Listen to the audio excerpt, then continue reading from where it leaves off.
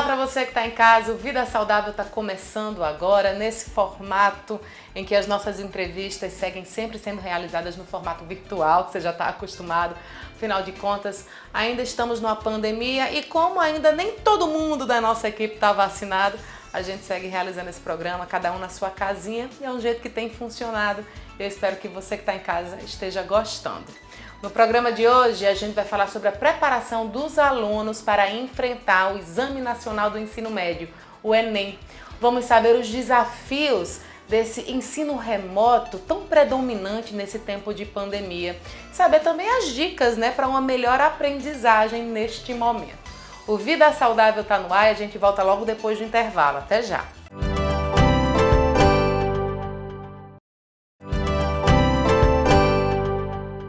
A preparação para o Enem este ano está um pouco diferenciada, tal como foi a do ano passado. Vamos saber com o professor João Maria Fraga quais são os desafios que eles estão enfrentando para preparar esses alunos.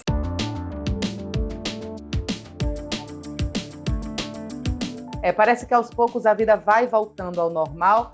Claro que a gente ainda está longe de atingir os 70% de imunização aqui no nosso país, mas é preciso voltar à normalidade, especialmente os alunos que vão prestar o Exame Nacional do Ensino Médio, o Enem 2021. É preciso se preparar, nesse modelo novo de ensino à distância, ensino híbrido, enfim, os professores tiveram que se adaptar, assim como os alunos. Para falar sobre esse assunto, a gente convidou o professor João Fraga. Tudo bom com você, João? Tudo espetacular, apesar da situação, que nós estamos vivendo no nosso país. Como é que foi para você, João, esse momento em que vocês precisaram realmente parar tudo e dar essas aulas à distância? O ensino remoto, na verdade, é algo que existia antes da pandemia. Entretanto, com a pandemia, o mundo, teve que parar e se adaptar a uma nova realidade. E essa parada e adaptação à nova realidade se diferenciou nos diversos países do mundo. E o nosso país, ele sofreu muito mais do que outros. Por quê? Por causa das desigualdades que são grandes, que são profundas no nosso país. Essa desigualdade social, ela se dá também nessa questão do acesso à internet, do acesso ao mundo digital. A exclusão, ela é social, mas ela também é digital. Nós temos uma sociedade que não tem acesso ao tablet, que não tem acesso ao computador, que não tem acesso ao smartphone, ao telefone celular. Além disso, não tem acesso à internet, não tem dinheiro para pagar a internet. E quando tem acesso a uma internet de baixa qualidade. Todos esses problemas afloraram durante a pandemia no que diz respeito à educação. Quem não tiver acesso à internet não vai trabalhar, não vai ter mercado. Como é que a gente vai condenar uma geração todinha a não ter acesso à internet? Você veja várias profissões hoje. O cara que não tem acesso à internet, que não sabe mexer com essas tecnologias, ele está fora do mercado. Vai ser no futuro bem próximo um número ainda maior de miseráveis desempregados, porque é o que vai eliminar do mercado. É o que está eliminando já hoje. A pandemia, ela vai conseguir impactar profundamente essa nova geração, quando a gente fala aí na questão do Enem? Já impactou.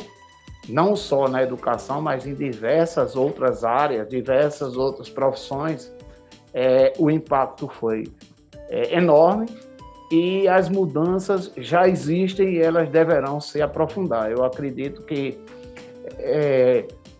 a familiaridade com esses recursos tecnológicos, isso é uma realidade que agora todo profissional liberal ele vai ter que se familiarizar. O professor, por exemplo, eu acredito que mesmo com a volta, com o retorno das aulas presenciais, na rede pública, porque na rede privada isso já aconteceu, Um ou outro aluno, ele permanece assistindo aula em casa, mas o grosso, a maioria dos alunos já assistem aula presencial. Digo isso pelas experiências que eu tenho na rede privada. Só que na rede pública, nós estamos fazendo aula ainda à distância, ainda através da aula remota, né?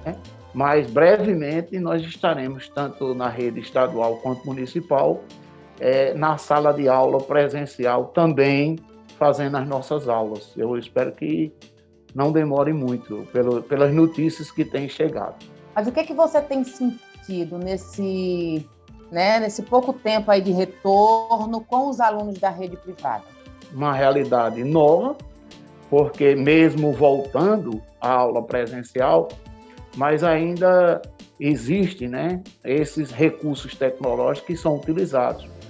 O professor hoje, por exemplo, ele tem que se familiarizar com essas tecnologias, porque o cyberespaço, né, o espaço virtual da sala de aula, a cyber sala de aula, né, é uma realidade. Você pode, inclusive, utilizá-la de várias formas, não só para aulas expositivas, aulas teóricas, mas para aula de resolução de questões. Você pode usar, por exemplo, essas tecnologias para aplicação de simulados, para aulas de exercícios, para aulas de aprofundamento. Você pode gravar através de várias plataformas virtuais, vídeos aprofundando determinados assuntos, na plataforma Zoom, né?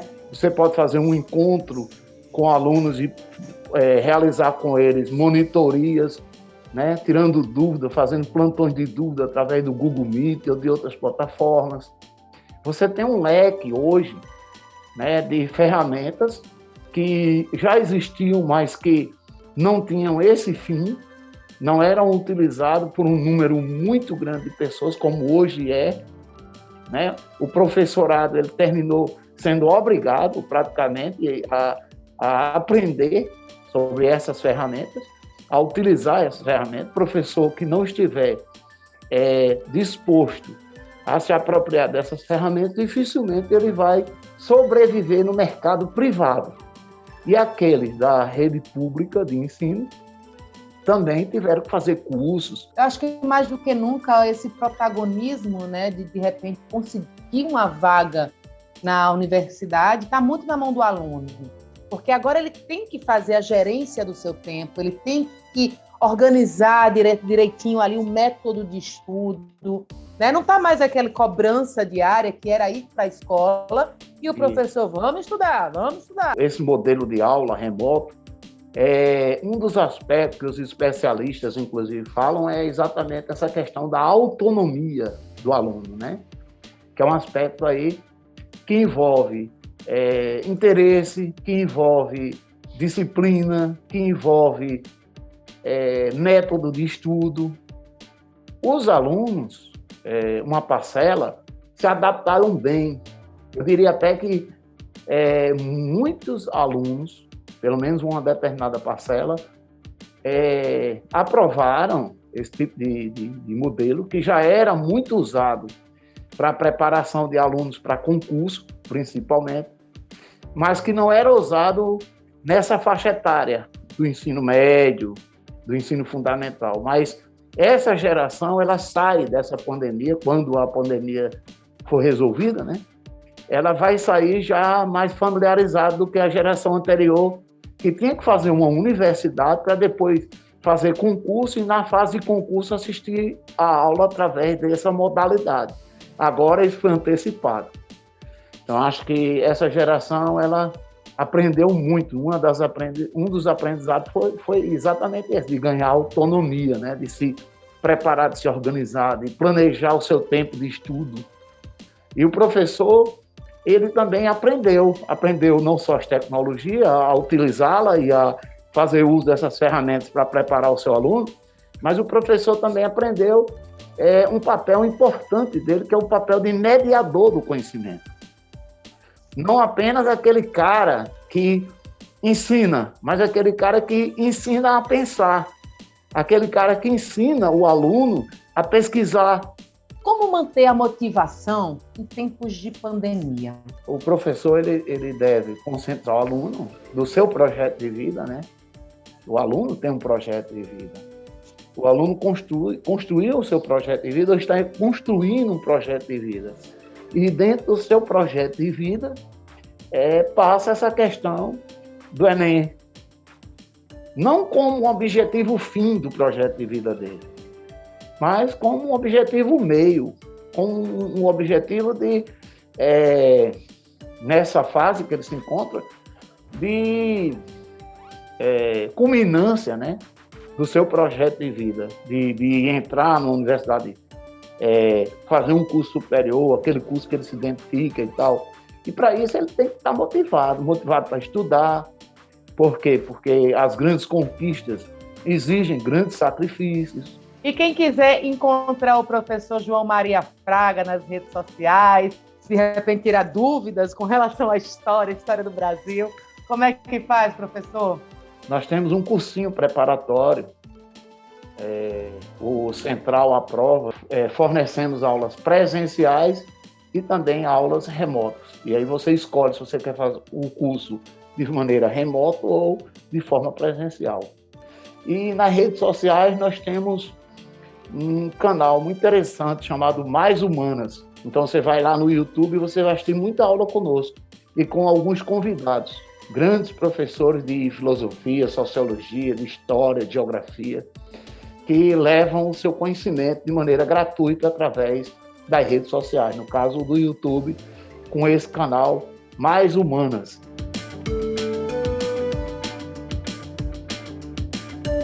O Vida Saudável volta logo depois do intervalo, então não sai daí.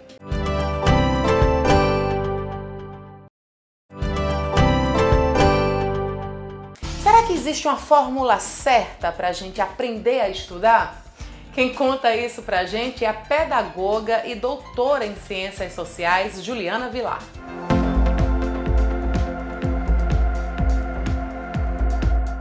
Nessa pandemia, a educação passou por muitos desafios.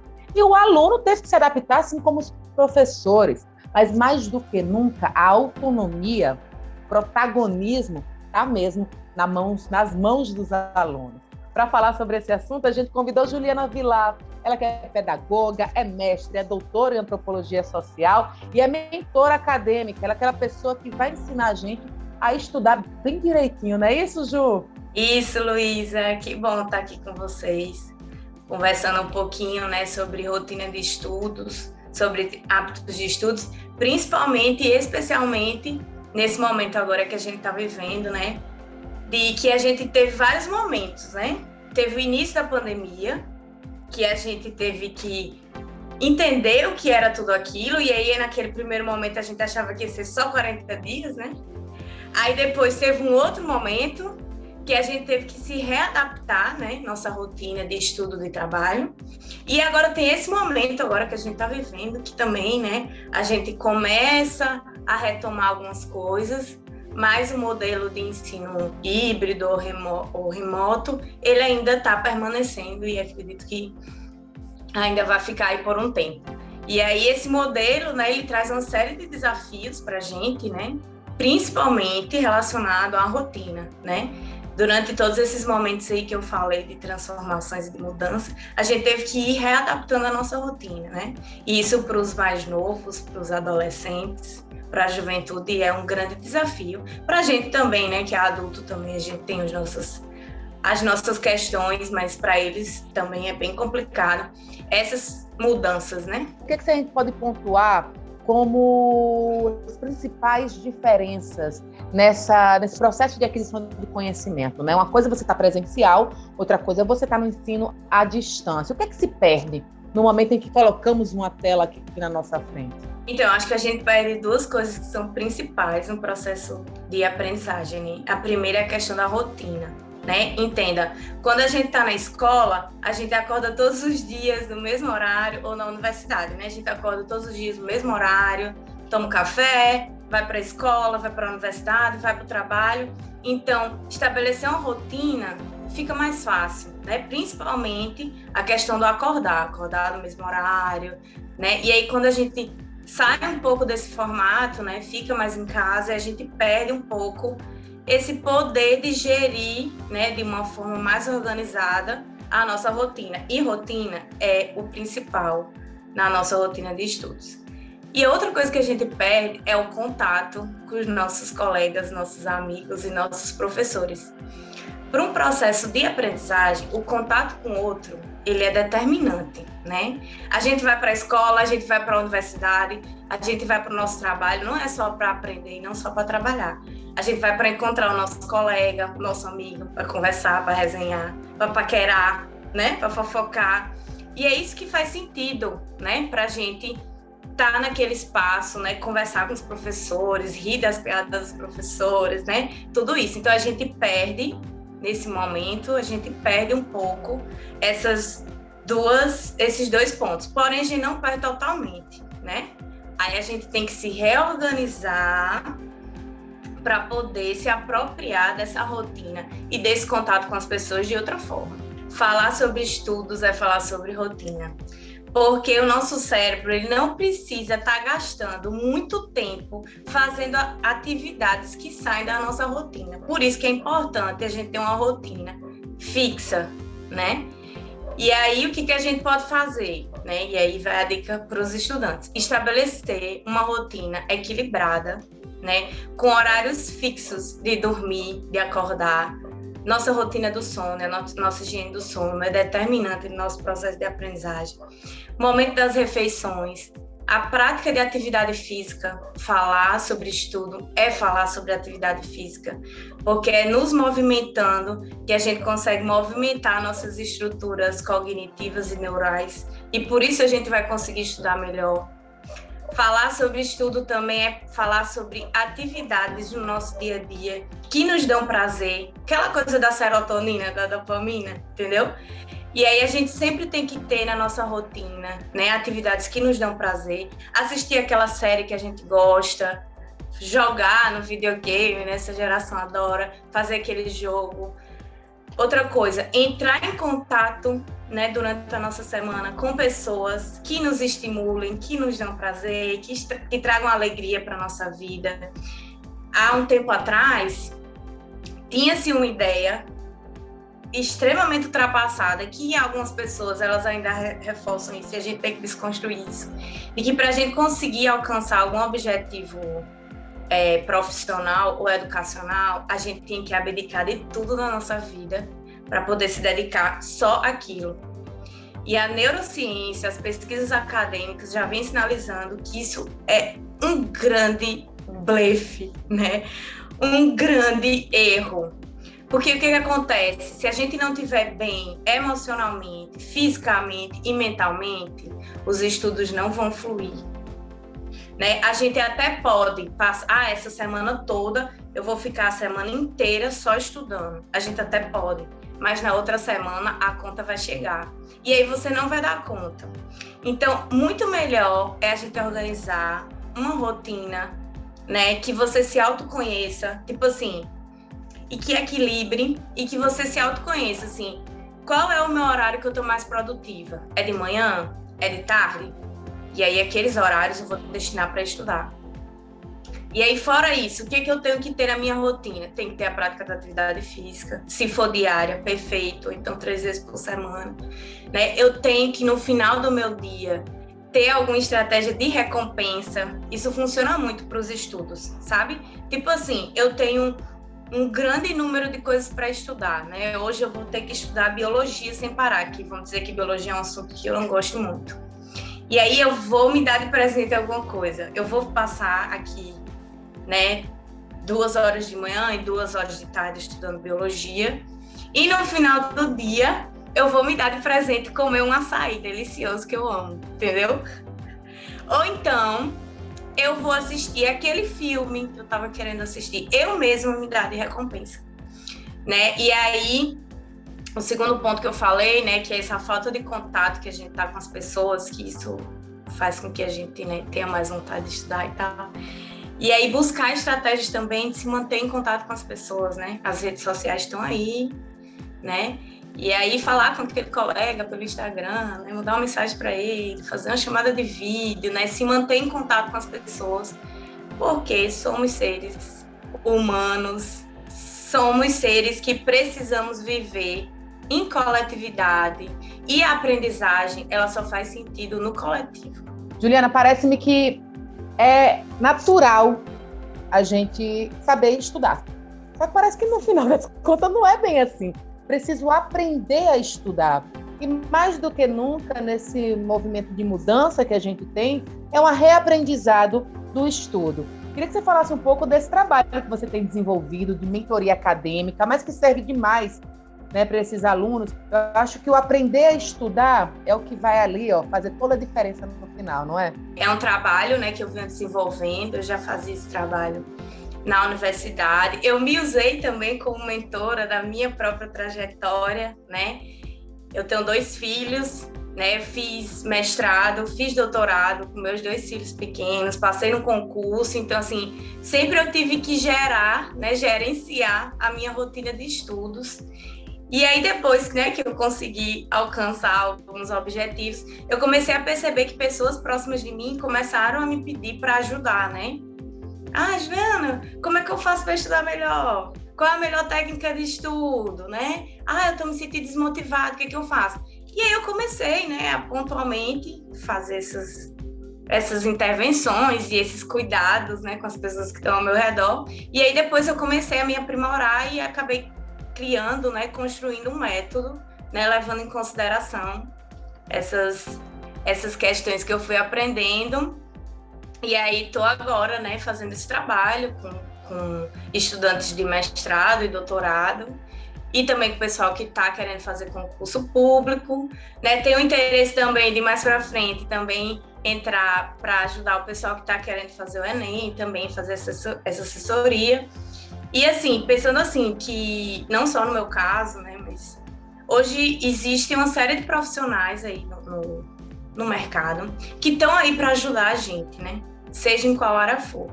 E aí o meu conselho é que quem quiser, assim, né, fazer com que sua trajetória ela seja uma trajetória mais motivadora, mais produtiva, né, busque aí esses profissionais éticos, claro, né, que sejam capacitados, porque aí é um trabalho individualizado, porque veja só, se eu chegar aqui e começar a falar para você sobre técnicas de estudo, sobre rotina, sobre isso, sobre aquilo outro, você vai ter uma rotina totalmente diferente da minha, não é isso?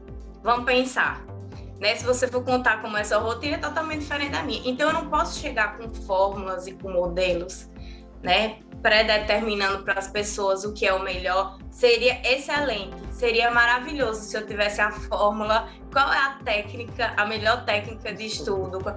Seria maravilhoso, mas não é, porque a gente não é uma máquina, né? Cada pessoa tem a sua subjetividade, cada pessoa aprende de um jeito.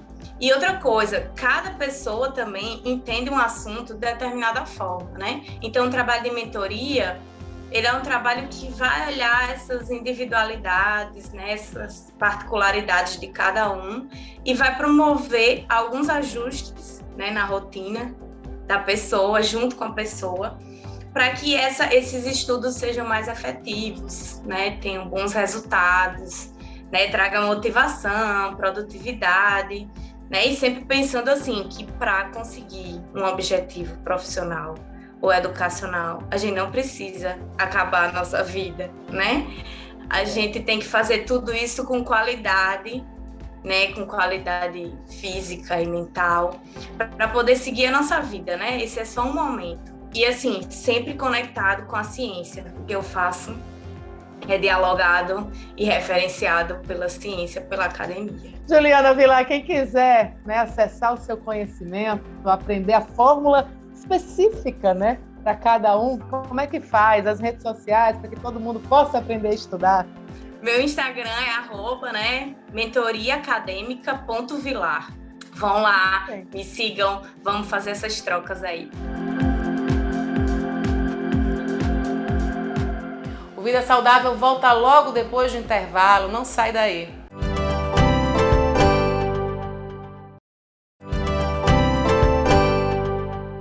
Para enfrentar a maratona do Enem, é preciso uma preparação psicológica, fortalecer a mente para enfrentar os dias de prova.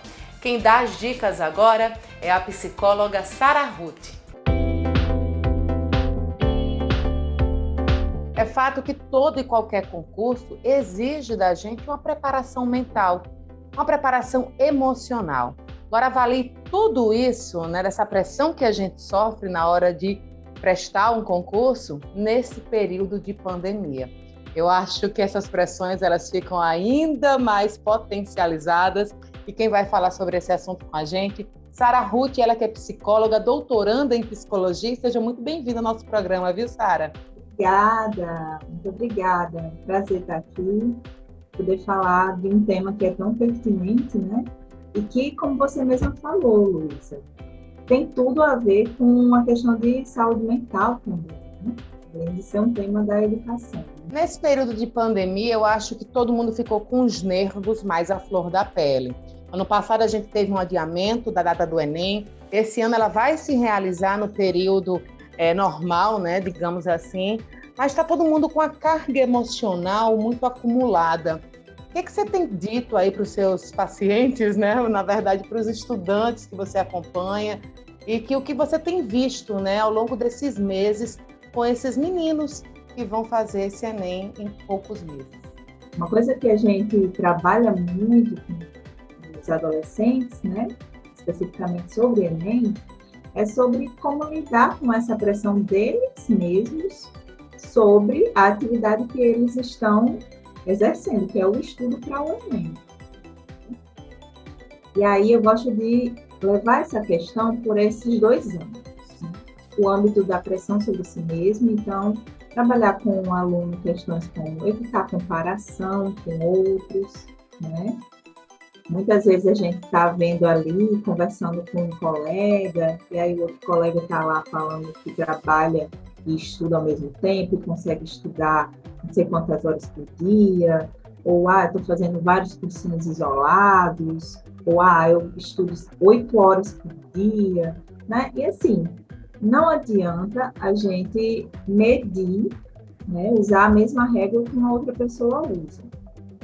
A gente precisa ver o que funciona para a gente. Nesse sentido, eu gosto até de... É muito individual, né? Como funciona o estudo para cada um. Mas eu gosto muito de ver o que é específico da aprendizagem do adolescente. Por exemplo, não sei para você, Luísa, mas para mim, eu acho que funciona mais um estudo que ele seja feito em uma quantidade menor de tempo, mas que ele seja mais qualitativo, sabe? Do que despender uma hora muito longa, né? Assim, um momento muito longo de estudo, e aí você ficar numa procrastinação, ou passar muito tempo em um ponto que não precisa, né? Não tem tanta relevância. Então, assim, é importante a gente entender como que a gente funciona diante do processo de aprendizagem. A partir daí, a gente consegue montar, né? Planejar algo que funcione para a gente com relação ao estudo que a gente vai direcionar para essa prova. E o outro quesito é a questão da pressão familiar ou pressão que vem externa, né? De amigos, da própria escola, de cursinhos. Isso aí já é uma coisa para a gente gerenciar de outra forma, né? É também uma pressão que é bastante importante. Exige muito do aluno, né, do estudante, porque o estudante, quando a gente está falando em Enem, em geral, é o adolescente. Então, para ele poder lidar com um adulto, ele ainda está construindo ali a maturidade dele, de como se portar diante das relações, de como ter convicção diante das escolhas que ele tem, para poder dizer assim, não, eu não abro mão, vou fazer para profissão X e não abro mão. Entrando assim no assunto da saúde mental, eu não sei se a gente consegue mensurar nem a pressão e nem o peso, mas qual seria assim a importância que teve, né, que está tendo essa pandemia na cabeça desses adolescentes? Percebe que o processo de isolamento ele já existia de alguma forma, mas agora você tem um isolamento com uma pandemia, então você tem um problema aí, né, que é geral, e um problema que se torna individual porque as pessoas vão estar lidando com outras questões a mais, perdas, né, distanciamento da escola. E era esse o ponto que eu queria chegar, você está lidando, né, com uma nova forma de estudar. Uma forma de estudar, né, que assim, vai exigir mais do aluno. Por quê? Porque se ele está... Agora não, né, que a gente está voltando às atividades normalmente, mas assim, até há pouco tempo a gente teve que lidar com o aluno que estava o tempo todo no ensino remoto, né? E aí ele teve que lidar com uma outra questão, que é o quê?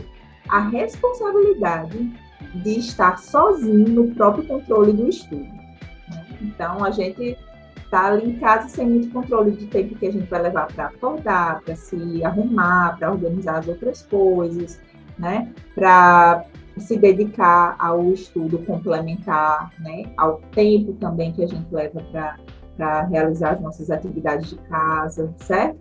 Então, eu acho que a pandemia e o isolamento social trouxe uma carga a mais para esses alunos, que é de se responsabilizar mais ainda pelas próprias coisas, pelos próprios planos, pelos próprios estudos. Além disso, Luísa, a gente está vivendo um contexto em que todo mundo está precisando trabalhar muito, né? Um contexto de crise. Não é incomum que a gente ouça, né? Assim, nossa, eu estou muito cansado. Então, a exaustão está virando corriqueira na nossa vida. Os alunos também estão passando por isso, não se enganem. Eles também estão tendo, né, que tirar forças, muitas vezes, da onde não tem, para poder lidar com os próprios estudos. De uma forma geral, o que seria recomendado, né, para aquelas pessoas que precisam aliviar o estresse, né, que precisam dar uma maneirada até nessa cobrança interna? Não estou falando nem do externo, papai, mamãe, né, o próprio cursinho. Estou falando mesmo da cabeça, dar uma aliviada. O que você diria para esses adolescentes? Eu acho, Luísa, que a princípio você tem uma coisa muito concreta, né? Assim, a gente tem tempo até a prova, se organizar para poder estudar e também não abrir mão das outras tarefas da nossa vida, certo? Há tempo hábil para isso, uns meses aí.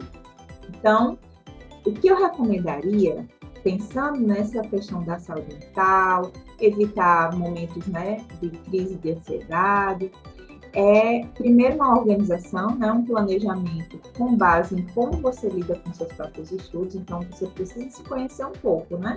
Saber o que funciona para você, se você precisa de mais horas para estudar, menos horas para estudar, se menos horas vai deixar o seu estudo mais, digamos assim, mais efetivo, né, do que se você passasse muito tempo estudando. Acho que você tem que primeiro conhecer o que funciona para você com relação aos estudos. E aí é a forma de você lidar, sabe, Luísa?